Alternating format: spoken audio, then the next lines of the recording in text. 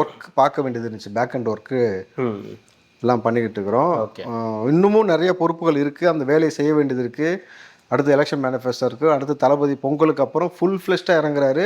Okay. நான் stop, எவனும் தடுக்க முடியாது. அதுக்கப்புறம் நான் தெளிவாக சொல்கிறேன். நீ நினச்சிக்கிட்டு இருப்ப நான் தான் இங்கேன்ட்டு. ஏன்னா நாங்கள் தான் கோட்டையில் இருக்கிறேன்னு. உன் கோட்டையும் எடுபடாது, உன் ஆட்டம் எதுவுமே எடுபடாது இனிமேட்டு. ஏன்னா என்னென்ன மாதிரி பிளானிங்கில் உள்ளே இறங்கணும்னு முடிவு பண்ணிட்டார். இப்போ எங்களுக்குமே எப்படின்னாக்கா, குறிப்பாக எனக்கெல்லாம் எப்படின்னாக்கா, என்ன சொல்கிறது, ரத்த வெறி பிடிச்சி அலையிறாங்கல்ல, அவங்க மேலே இருக்கிற மொத்த வெறியும் இறக்க போகிறோம்.